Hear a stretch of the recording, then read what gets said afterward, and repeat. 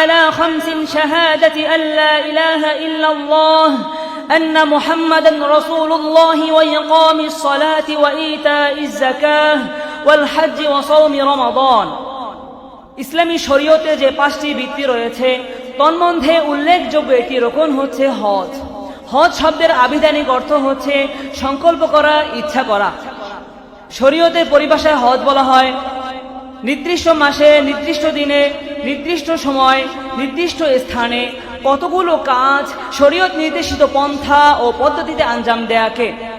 হযরত আব্দুল্লাহ ইবনে ওমর রাদিয়াল্লাহু তাআলা আনহু থেকে বর্ণিত, রাসূল সাল্লাল্লাহু আলাইহি ওয়াসাল্লাম ইরশাদ করেছেন, বুনিয়াল ইসলামু আলা 5 শাহাদাতি আল্লা ইলাহা ইল্লাল্লাহ আন্না মুহাম্মাদান রাসূলুল্লাহ ওয়া ইকামিস সালাতি ওয়া ইতাইজ যাকাহ ওয়াল হজ্জ ওয়া সাওমি রমাদান।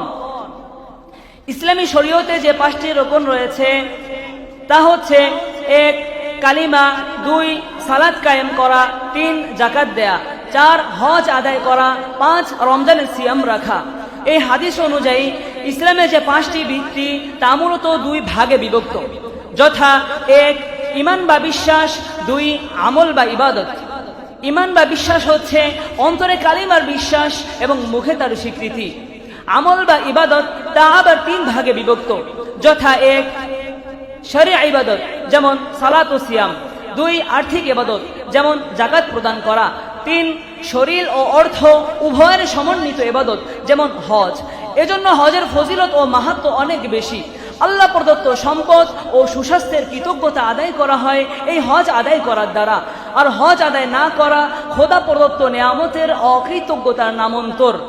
প্রিয় সুধী, এক ব্যক্তির উপর নামাজ ফরজ হয়েছে, তার উপর তার সময় মতো আদায় করা যেমন গুরুত্বপূর্ণ ও ফরজ, ঠিক তেমনি ভাবে যার উপর হজ ফরজ হয়েছে তার উপর তার সময় মতো আদায় করা একই রকম গুরুত্বপূর্ণ ও ফরজ, বরং ক্ষেত্র বিশেষে এর চেয়েও বেশি গুরুত্বপূর্ণ। কেননা নামাজ ছুটে গেলে ইচ্ছা করলেই যে কোনো সময় তা কাজা আদায় করা যায়, কিন্তু হজ ছুটে গেলে ইচ্ছা করলেই যে কোনো সময় তা কাজা আদায় করা যায় না।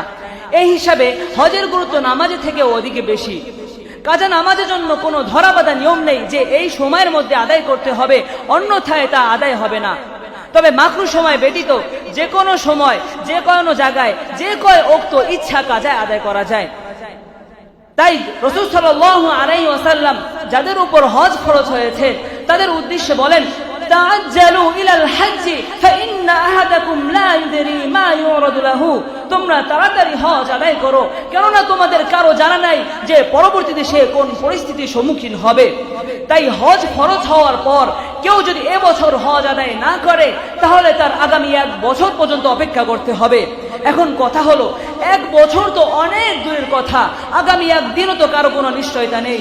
আর ধরে নিলাম সে হয়তো বাঁচলো, কিন্তু এই সময়ের মধ্যে যদি তার টাকা পয়সা শেষ হয়ে যায় তাহলে তো হজ যা একবার তার উপর ফরজ হয়েছে তা আর বাতিল হবে না, যে কোনো উপায় তার আদায় করতেই হবে।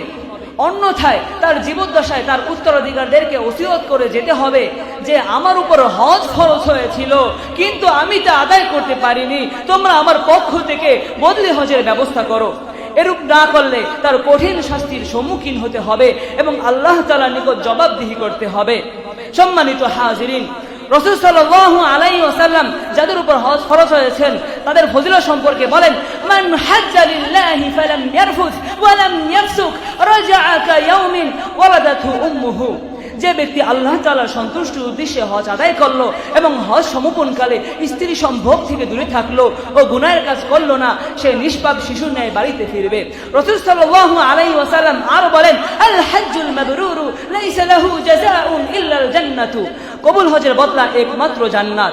রাসূল সাল্লাল্লাহু আলাইহি ওয়াসাল্লাম আরো বলেন, তাবিউ বাইনাল হজ্জি ওয়াল উমরাতি ফাইন্নাহুমা ইয়ানফিআনিল ফাকরা ওয়াল যুনুবা। তোমরা হজ ও উমরা সাথে সাথে আদায় করো, কেননা হজ ও উমরা তোমাদের গুনাহ ও দারিদ্রতাকে দূর করে দেয়। তাই আমি বলছি, হজ নসিব হওয়া সৌভাগ্যবান হওয়ার আলামত। যাদের উপর হজ ফরজ হয়েছেন তাদের দায়িত্ব ও কর্তব্য হচ্ছে যত দ্রুত সম্ভব তাদের উপর অর্পিত দায়িত্ব পালন করে আল্লাহ তাআলার সন্তুষ্টি অর্জন করা।